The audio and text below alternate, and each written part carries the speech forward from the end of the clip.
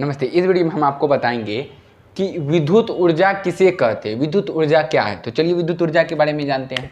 तो चलिए विद्युत ऊर्जा किसे कहते हैं। ठीक, तो विद्युत ऊर्जा जब किसी चालक जैसे कि मतलब तार समझिए आप, ठीक है, इसका मतलब तार। जब किसी तार में विद्युत धारा, अब तारे में ना विद्युत धारा प्रवाहित की, जैसे देखिए तार को हम क्या बोलते हैं, बोल चाल में हम तार बोल देते हैं, लेकिन इसको अगर फिजिक्स के भाषा में देखा जाए तो इसे हम क्या कहते हैं, विद्युत मतलब चालक या विद्युत परिपथ। तो देखिए जब किसी तार में क्या होगा, तार में या चालक में विद्युत धारा प्रवाहित की जाती है, यानी कि उसमें विद्युत धारा जो है कि प्रवाहित की जाती है, उसमें यानी कि विद्युत धारा प्रभाव किया जाता है, तो उसके द्वारा किसी कार्य को करने की क्षमता या ऊर्जा के व्यय होने की मात्रा को विद्युत ऊर्जा कहते हैं।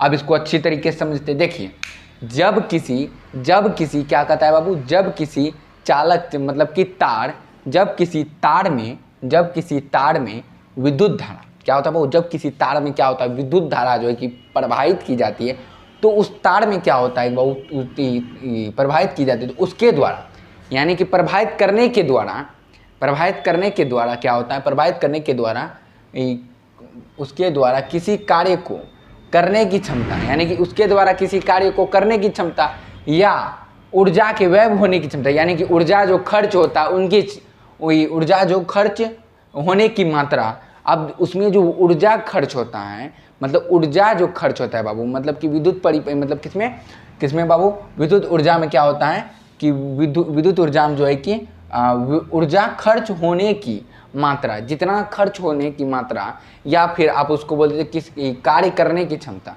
ऊर्जा कार्य करने की क्षमता, यानी विद्युत परिपथ कार्य करने की क्षमता, ठीक है ना बाबू। तो उसमें क्या होगा बाबू, आपका क्या हो जाएगा, जिस तरह की देखिए बाबू यहाँ पर आपको समझाने का चाहिए। देखिए जब किसी विद्युत परिपथ में विद्युत धारा प्रवाहित की जाती है, तो उसमें जो विद्युत परिपथ में जो चालक में यानी कि तार में विद्युत धारा प्रवाहित की जाती है।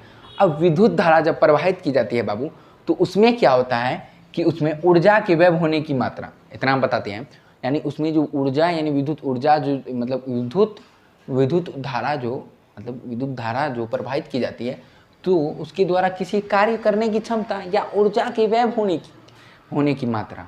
अब ऊर्जा व्यय मतलब क्या हुआ, हमारा खर्च। व्यय का मतलब हो गया हमारा क्या बाबू, खर्च। व्यय का मतलब हो गया हमारा, व्यय का मतलब खर्च। तो वो खर्च होने की मात्रा को क्या कहते हैं, विद्युत ऊर्जा कहते हैं। समझे कि जब किसी चालक में विद्युत धारा प्रवाहित की जाती है, क्या कह देते हैं, प्रवाहित की जाती है बाबू, क्या होती है बाबू, प्रवाहित की जाती है, तो उसमें क्या होता है कि तो उसके द्वारा किसी कार्य करने की क्षमता या ऊर्जा के व्यय होने की मात्रा को विद्युत ऊर्जा कहते हैं। बस इतना ही आपको याद रखना, और आपको जिस तरह से समझा दिया हमको नहीं लगता है कि आप इनको भूलिएगा। तो चलिए अब अगले हम देखते हैं कि इससे रिलेटिव कुछ है, ठीक ना, ऑब्जेक्टिव है, ठीक ना। हमारे घरों में 220 वोल्ट विद्युत धारा की आपूर्ति की जाती है। कितने की आपूर्ति की जाती है, 220 वोल्ट की, या 220 से, यानी ये जो है कि बाबू क्षेत्रफल के अनुसार 230 भी हो सकता है, ये 220 से 230 भी हो सकता है, ठीक ना। इतना आपको याद रखना है, ये 220 से 23 भी हो सकता है, लेकिन अगर आपका एग्जाम में अगर क्वेश्चन आएगा तो आपको 220 ही मारना है, ठीक ना। अब चलिए हम बात करते हैं विद्युत ऊर्जा, चलिए अगले ऑब्जेक्टिव में। तो देखिए यहाँ पर विद्युत ऊर्जा के घरेलू तथा व्यावसायिक उपयोग के लिए जूल एक छोटा मात्रक है। यानी कि बाबू यहाँ पर कह रहा है कि विद्युत ऊर्जा के घरेलू तथा व्यवसाय के लिए जूल एक छोटा मात्रक है। अब क्यों है, क्योंकि देखिए जूल एक छोटा मात्रक है। मान लीजिए कि एक पंखा को हम मतलब कितना, जिस तरह की बहुत बड़ा घर तो सबका कम से कम घर देखते हैं ना कितना बड़ा। अब वो सभी रूम में क्या करता है, हम सभी तो वो सभी घर में क्या करते हैं बाबू, घरों में क्या करते हैं, सब 1 घंटा तक चला के छोड़ देंगे, पंखा फ्रिज उरिज सब चलते रहता है। तो उसके लिए जूल इसलिए छोटा मात्रक है क्योंकि उन पे जूल का असर कुछ नहीं पड़ता। अब जूल इसलिए पड़ता है क्योंकि यहाँ पर देखिए, यहाँ पर आपको समझाएंगे आगे तो समझ आइएगा। देखिए 1 किलोवाट घंटा को 1 यूनिट करते हैं, क्यों? क्योंकि 1 किलोवाट, अब देखिए 1 यूनिट बराबर जो है कि कितना जूल होता है। अब उस जूल को क्या कीजिएगा आप रूम में अगर देखिएगा बहुत ही कितना होता है बाबू, 1 जूल बराबर, वो भी आपको हम बताएंगे, ठीक ना। तो चलिए एक पहले यहाँ पर आप यहाँ पर देखिए 1 किलोवाट बराबर 1 यूनिट का 1 किलोवाट घंटा, यानी 1 kWh, ये है बाबू 1 kWh। तो इसका मतलब 1 किलोवाट घंटा बराबर 1 यूनिट होता है। यानी कि 1 किलोवाट घंटा बराबर 1 यूनिट। क्या होता है बाबू? यूनिट। ये क्या होता है? ये दोनों बराबर होता है।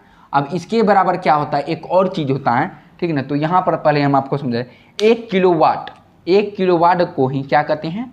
1 किलोवाट को ही हम क्या कहते हैं बाबू? 1 किलोवाट को ही क्या कहते हैं हम? 1000 वाट कहते हैं। अब क्यों 1000 वाट कहते हैं? देखिए 1000 वाट हम इसलिए कहते हैं, देखिए यहाँ पर क्या होता है, घंटा लगाते हैं, तो घंटा तो हम कहिए ना 1 किलोवाट बराबर 1000 वाट। आपको अगर देखिए बाबू यहाँ पर एक कहीं अगर आप चीनी लेने जाते हैं, चीनी लेने, अगर वहाँ पे कंप्यूटर मतलब कि वहाँ पे तराजू है, वहाँ पर तराजू है, तो वहाँ पर 1 kg वाला होगा। अगर उसी जगह में देखिएगा ये 1000 ग्राम लिखा रहेगा, ठीक। तो यानी कि 1000 ग्राम बराबर 1 kg हो सकता है। तो यहाँ क्या हुआ कि 1 किलोवाट बराबर 1000 वाट हो गया।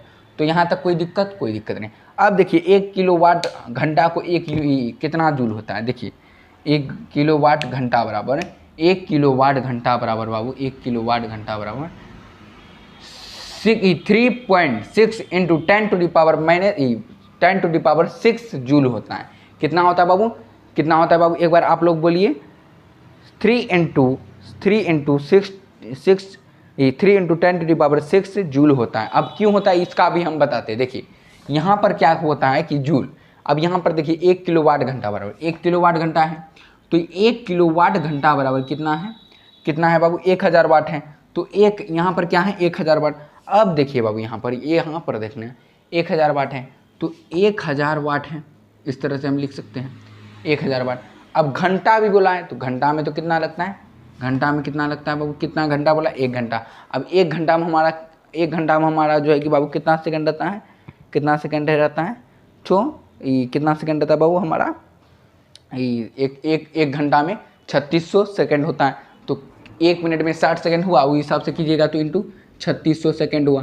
तो 3600 सेकंड हुआ बाबू।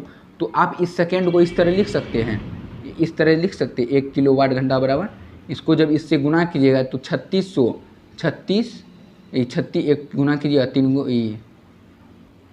इस तरह होगा बाबू। क्या को 0 है? 3 गो 5 गो होगा ना, 4 5 इस तरह हो जाएगा। अब देखिए बाबू यहाँ पर क्या करेंगे, यहाँ जो 5 गो हैं इसको हम इस तरह भी लिख सकते हैं, इस तरह भी देखिए तो बाबू एक बार 36 इंटू 10⁵ सेकेंड इस तरह लिख सकते हैं। अगर इसको गुना करेंगे इस तरह हो जाएगा। अब क्या कीजिए बाबू, अब क्या कीजिए 1 0 इससे क्या कीजिए, इससे अगर इसको बढ़ाएंगे तो 1 0 इधर घटेगा। तो 1 किलोवाट बराबर 1 किलोवाट घंटा बराबर 3.6 इंटू 10⁻6 जूल। क्या हो जाएगा हमारा? जूल। तो ये जूल जो हो गया बाबू, यहाँ पर देखिए यहाँ 1 किलोवाट घंटा बराबर जूल पूछा था, तो जूल यहाँ लगेगा, है कि नहीं। तो यहाँ समझिए कि 1 किलोवाट बराबर 1 यूनिट, यानी कि ये और ये बराबर हैं।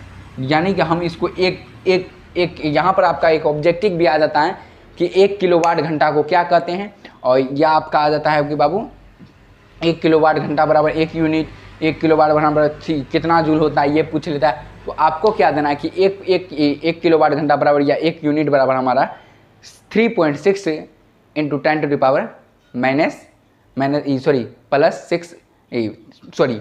1 किलोवाट बराबर या 1 यूनिट बराबर कितना जूल होता था? 3.6 इंटू 10⁻6 जूल। तो आई हो कि बाबू यहाँ तक आपको समझ में आया होगा। अगर आप लोग उतारना चाहते हैं तो उतार सकते हैं, उतार लीजिए।